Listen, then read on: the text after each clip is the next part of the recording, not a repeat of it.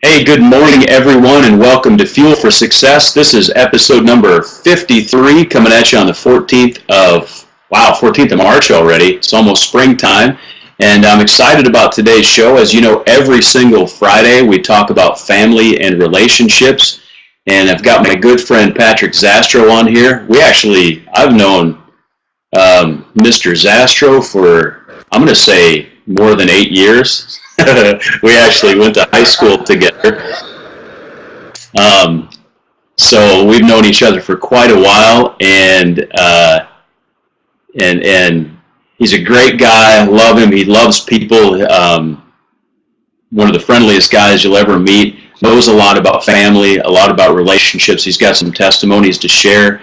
I want to encourage everybody while you're watching the show today to go ahead and ask questions. Type in the chat box over there, or click on question down below and type in your question. We'd be happy to field them as much as we can. In as much as our expertise allows. So, how are you doing this morning, Mr. Zastrow? I'm blessed beyond measure, brother. Awesome.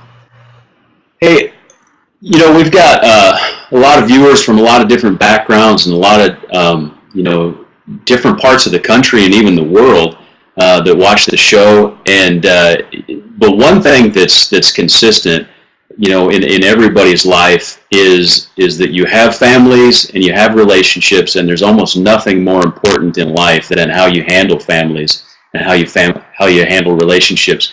Could you just tell us a little bit about yourself and what your family is like, your kids and all that? Just kind of bring us up to speed with who you are. Sure. Tiffany and I have been married for 20 years. Probably 15 of those have been some of the best years of my life. We have 6 kids. We've had 4 biological children. We've adopted 2 in the last couple of years. And so we have a house that's constantly running, a little bit of chaos, a lot of chaos at times. And so we are probably, I would guess, about as typical mainline, Main Street America as it gets. It's good. You even have a dog now. 2, actually. All right. Hey, that's...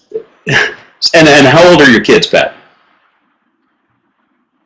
They range from 19 to 9. We have 2 19-year-olds, a 17-year-old, 15-year-old, 16-year-old, 14-year-old, and a 9-year-old. And just for our viewers that don't know, how long ago did you adopt? So you adopted 2 kids. You've got 4 biological. How long ago did you adopt? Yeah, we adopted 2 years ago. My brother-in-law died of cancer in April of 2012. My sister-in-law died of alcoholism in December of 2012. And in May, so between the two, the kids came to live with us, and we adopted them during that period of time. And so we adopted a 14-year-old and a 17-year-old. Wow. That's got to be challenging in itself. We could probably do 5 or 6 shows just on that. Yeah, it stretched us for sure. Yeah. Well, let me ask you this real quick, just to kind of get started. What were some of the biggest challenges in bringing adopted children into your house? Having 4 biological children. What were some challenges you faced? Well, Mike, my background, and as you know this, but for everybody who's watching, my background is, for the last 5 years, I've been a street evangelist in Minneapolis. And so coming into adopting the kids, especially teenagers who have been influenced by people who have addiction in their background, their home stability wasn't there. I came into this prepared for the worst, which is essentially what happened. Every rule in the house we had was broken, drinking, using controlled substances, all of that stuff. Unfortunately for my wife, she expected the kids to see how glorious a tight-knit family was, and expected the kids to go to all the football games we go to and those kind of things. And so it was really difficult for her, and she began to question her parenting skills, her mothering skills. And so it was a process that we've gone through, where you have to reconcile the kids' past with where they're at currently. And it's a challenge. It really is, because they have been ingrained with some stuff that's not good for them. Sure. So you're dealing with not only emotional baggage, of course, there's trauma in their life leading up to this, but also you've got vast spiritual gulfs that you have to bridge, cultural differences, and even the part of the physical move, right? Right. Yeah, this was it was as messy. They were in Virginia, Alexandria, Virginia, and it was as messy as it could get. Our daughter had a very acrimonious relationship with her mother. The day after her father died, the mother kicked him out of the house. So we got a call from Alexandria, Virginia at midnight, from our niece saying, "Hey, I'm on the street in Alexandria, Virginia, and I have no place to go. What should I do?" So it was a process of working through that, and the son, who's still with us, our daughter has since moved out to Delaware to go to school, but our son, same thing. Really, a lot of abandonment issues with the mother. She had left them about 5 years prior to that, and only came back because of the father's cancer. And so, yeah, there was a ton of that. The spiritual components of it. Our son has accepted Christ, and he's actually pursuing the Lord in just a beautiful way. It's amazing the restoration that God can do. And our daughter is circling it, is what I call. Okay. She finds the supernatural interesting, and so we have a lot of conversations on a supernatural level. Fortunately for me, I've had a lot of experiences in dealing with deliverances, when you're dealing with people with addictions and things like that. So it's a good well to draw from, and it creates a common ground for us to talk about the Lord. That's good. Hey, well, let me ask you this. I mean, we've got a lot of viewers that have, blended families of various types. Whether it's a remarriage where there's, step kids, or like Terry says, foster kids, that sort of thing. What in those difficult situations, trying to reconcile all those differences and bridging those gaps? What's your best advice to people? What, like, one or two things would you tell them? Hey, watch out for this. Maybe some mistakes that you made that you could learn from. My first bit of advice is, when you hear somebody say love the unlovable, they're not talking about the homeless person that smells like urine and is coming up panhandling you. Loving the unlovable is your family, because they can hurt you worse than any Wow. person that you're ministering to. We don't set expectations for them that are not verbalized. First of all, I see this a lot where people have unmet expectations, and it's because they have not clearly verbalized what they want. And whether it's a marriage, or you're dealing with somebody new in your house, I go to the point of actually typing out things for my sons now, because we have three of our four sons are at home still. Typing out and posting, look, this is what I expect from you to take care of the dogs, for example, or you Okay. have this many chores to do, and it doesn't matter what it is. When we sat down with the kids, the first thing we did is we sat down over some ice cream and talked about, we're going to set the bar really low to begin with. Don't break the law. And truthfully, that bar was too high for our daughter. Yeah. So it's unmet expectations. The second thing is you cannot pray enough. As much as time as you're spending interceding for them, it's not enough. And the part of it is that you need to put a hedge of protection around those kids. The second part of it is the prayer for them changes you, because you start developing God's heart for your kids. Mm. And I would say a third thing, Mike, is the things that are going wrong in the relationship or with the child are not your fault. They're under attack. There are so many open doors, that the enemy has claims on them, especially for, in our situation, where there was addiction in the household, and there was Sure. not I would say verbal abuse, but mental abuse. There's so many open doors for the enemy to come in and challenge their self-worth. And when Mm, their self-worth is challenged, then it causes them to do things to validate themselves, like drugs or sex or drinking and those kind of things. sure. Wow, that's some good stuff right there. And then just to recap, it was sort of setting expectations. Ice cream is important. I picked up on that. And actually, I got family meetings over ice cream. Why didn't I think of that? And of course, the importance of prayer and interceding, and then not taking ownership of the issues, and not like being discouraged because you can't necessarily control what people do all the time, and it's a matter of kind of running with it and don't take the ownership of what their past is all about, and just do what you can to fix the future. That's good stuff. Yeah. Is there anything else that jumps out at you from that experience that you think people would be interested in hearing about? The other thing I would say, Mike, is speak life into them. Mm. There aren't, in our ministry, we have since started a ministry for women in dangerous situations. And one of the things that we seek out is women that will spend an hour with, say, a pregnant mom who is considering abortion, for example, to speak life into them. Spend an hour of doing the ministry of listening and speak life into them.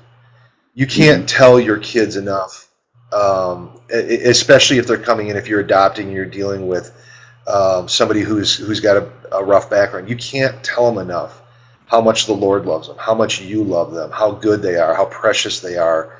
And I'm not talking about flattery. I mean genuinely speaking to them and genuinely listening to them and listening to their heart and having them be able to communicate to you the issues they're dealing with without feeling threatened. And, again, don't take ownership of the issue, but speak life into them. If they come back late and that's one of your rules, you explain why it's important, because you love them and you're worried about their safety. It's not about, these are my rules and you have to obey the rules, and that's really not what it's about. It's about their safety and how you feel about them. So it's, the care factor, if you will, behind them and speaking life into them. Wow, that's good.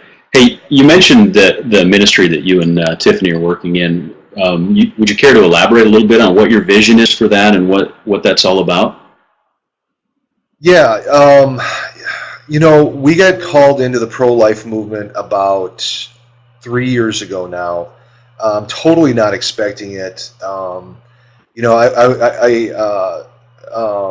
I was in the process of doing street evangelism with a ministry in the Twin Cities, and this Tiffany was getting called into the pro-life movement, and it's been an evolution. The Lord is training us. What we do is we go in and we talk to churches, mainly Protestant churches or non-Catholic churches, for the distinction, because they've kind of set down their battle.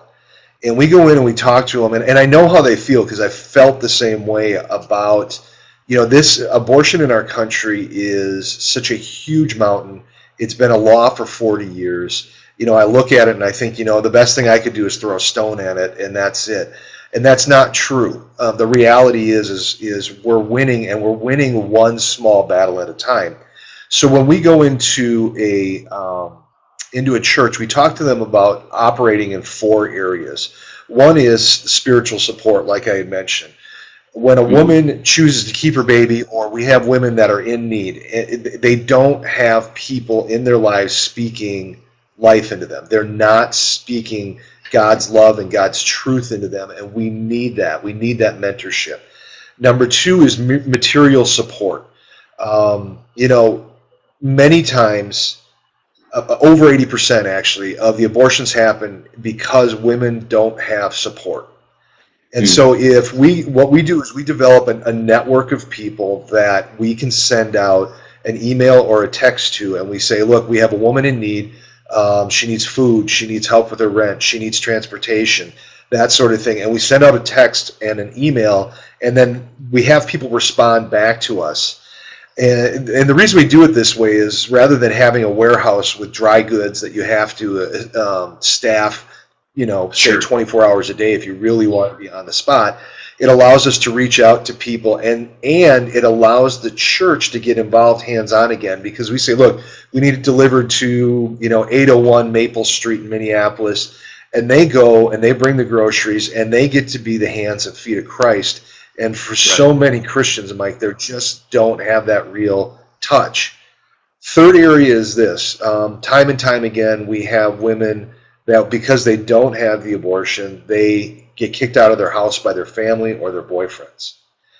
And so what we have is, within that network, is we have people sign up and say, you know what, I'm going to walk out the love of Jesus Christ by showing you, by opening my home and giving you a safe place to stay. And I'm going to do the ministry 24/7, 365 during your pregnancy or until you get back on your feet again. And then the last area we're working in, Mike, is adoption. And we're in the process right now of starting a low-cost adoption agency where if a woman chooses not to keep her baby and wants the best for their child, knows they can't provide it, knows they're not the person that's going to be able to do the best for their child, then we want to put ourselves in a position where we can open a bandwidth that has not been tapped up to this point. An adoption in the Twin Cities is $20,000 to $30,000. Wow. We're looking at a situation right now where we can, the numbers are evolving right now, but we're looking at, say, anywhere from $3,000 to $8,000 to do an adoption. And we're in the process of trying to get scholarships for that, and then have, because of the way the tax laws are structured, $13,000 and below, you can get a tax credit on your taxes, meaning the government essentially writes you a check for having adopted, and you can reimburse the money. So that's a process that we're going through right now, Mike, to get that up and running. So that's what our ministry looks like.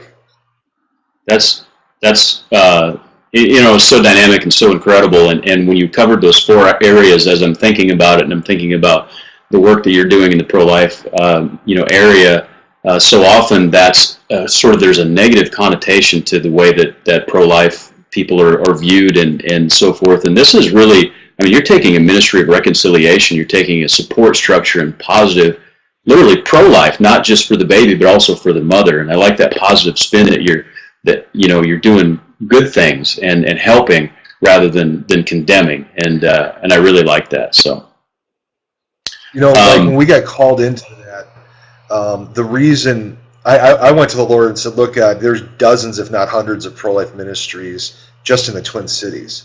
What do we need one more for?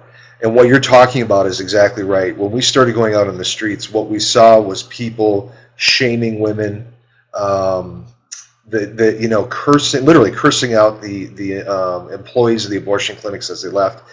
And I don't know how you can expect to evangelize and lead someone to the Lord when you sat there and cursed them day after day, week after week. And so we're a very non-confrontational ministry. We want to walk out the love of Jesus Christ. We want to be the hands and feet of Christ, and for us that works.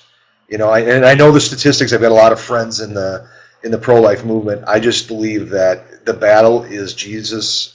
The battle is the Lord's. We need to go after it in a way that honors Him. Good. Britton's asking how she can get connected with your program. That's an excellent question. You can email me at theadoptionsolution@gmail.com. Let me type that in.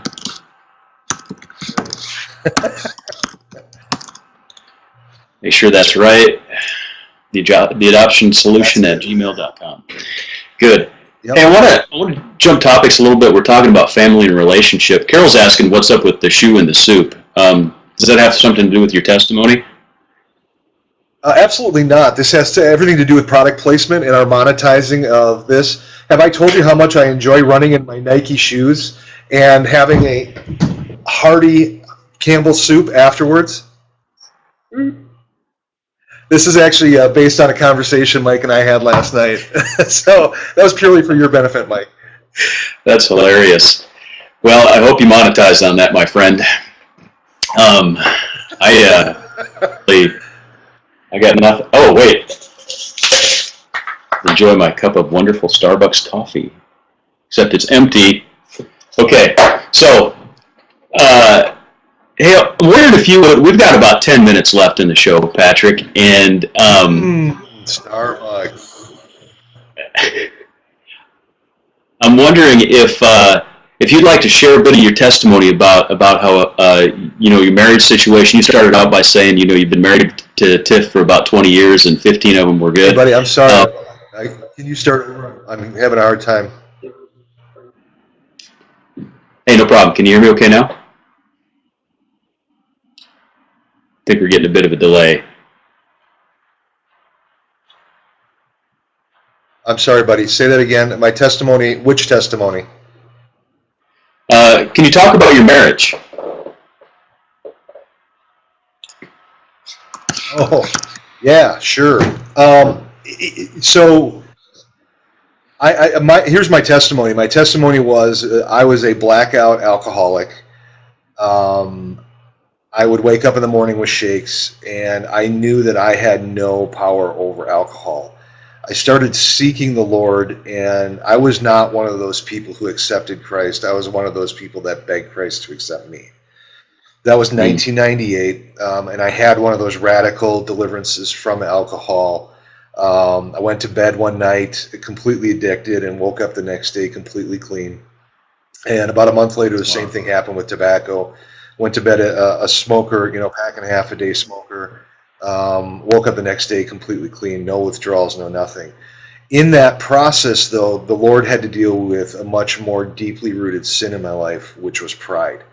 And shortly after I got saved and my wife got saved, she left and filed for divorce. And we went through a process where we could not communicate. It always erupted into anger. And so we ended up losing everything. We lost our house, we lost our cars, and I ended up literally living in my car. Everything I owned fit in a duffel bag. I was sleeping in my car.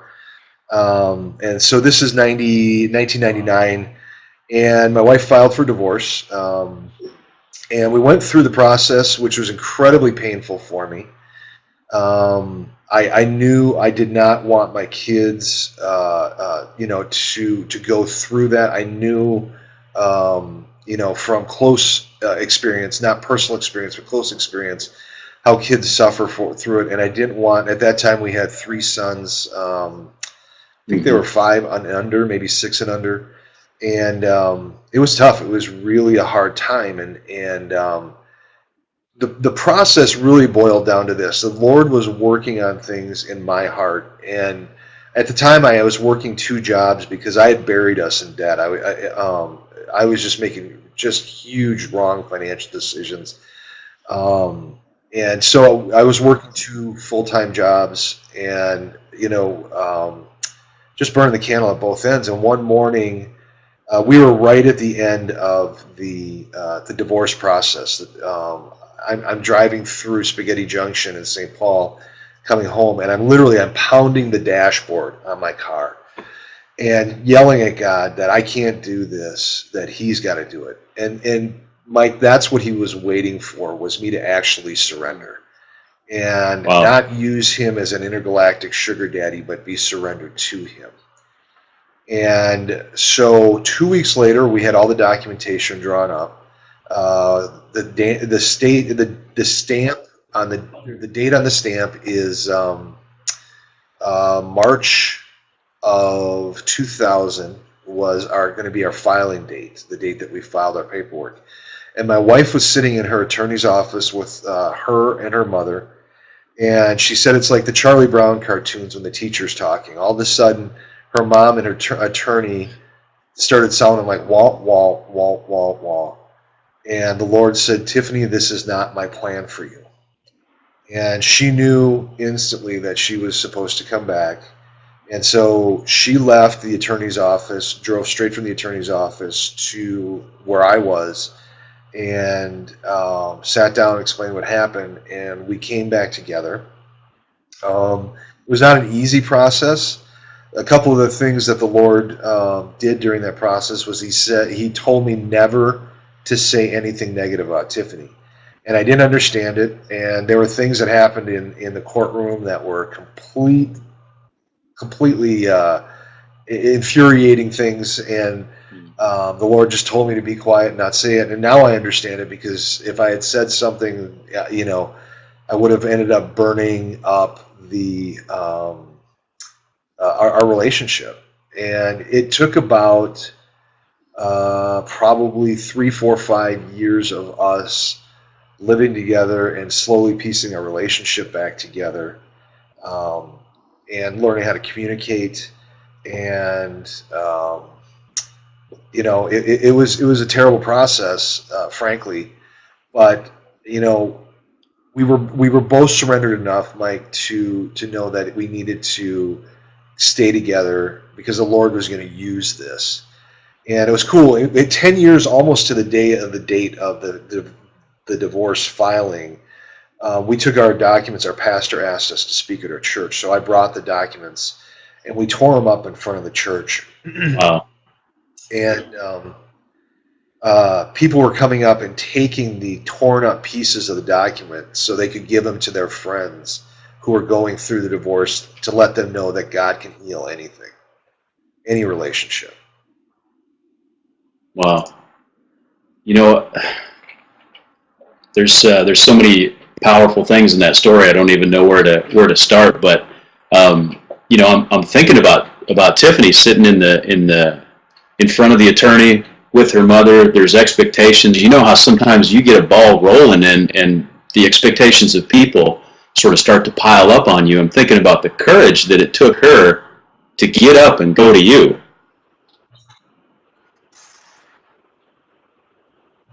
That leaves me a little bit speechless. What do you think was probably Yeah, the she actually biggest? got disowned by her family because of it. So for years, Wow.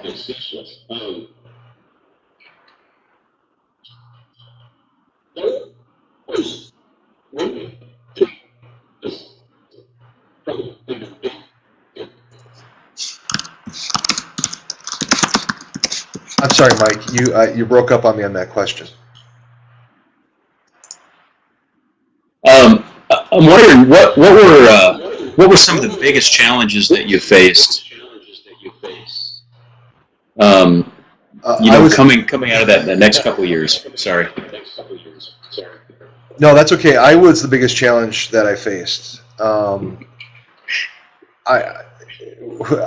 without what I had to do is I had to learn to surrender to what God wanted, not what Pat wanted. And this 14-year evolution has gotten me to the point today where, in our house, um, my desire is to serve. The servant leadership gets talked about a lot. What does it actually look like? Well, what it looks like is you're the number 4 on the list. You're behind God, you're behind your wife, you're behind your children, and you're behind any sort of ministry that God's calling you into. And that's not easy. It is not an easy position to be in. It's that, to me, Mike, setting aside my worldly desires of wealth and fame, to go into what the Lord called me into and His perfect plan. That was the hardest thing. It was getting me out of the way.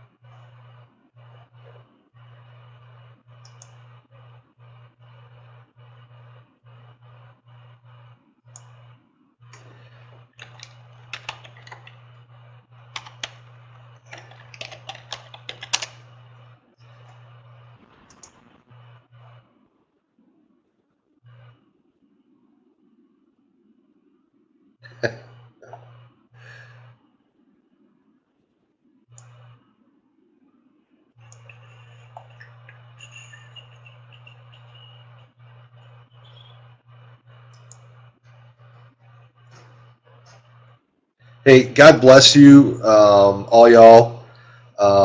You are amazing for wanting to get better, and God bless and prosper you. If there's anything that I can pray for you guys for, if you're going through stuff, you can email me. Mike put the email address up.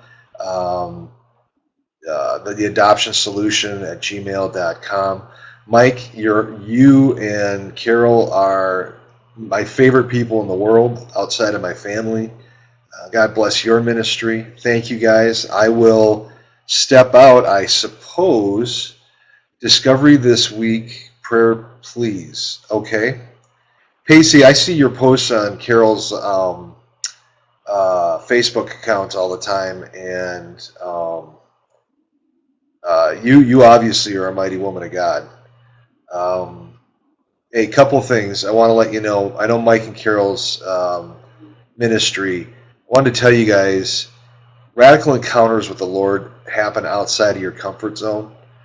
Adopting is outside of your comfort zone. Ministry is outside of your comfort zone. Get outside your comfort zone. You will see amazing things. Um, God bless you guys. And I'm gonna, I guess, log out. I'm not sure if that's what Mike and Carol need. God bless you guys. I'm just gonna look. Carol, is it okay if I log out, or do you want me to keep rolling?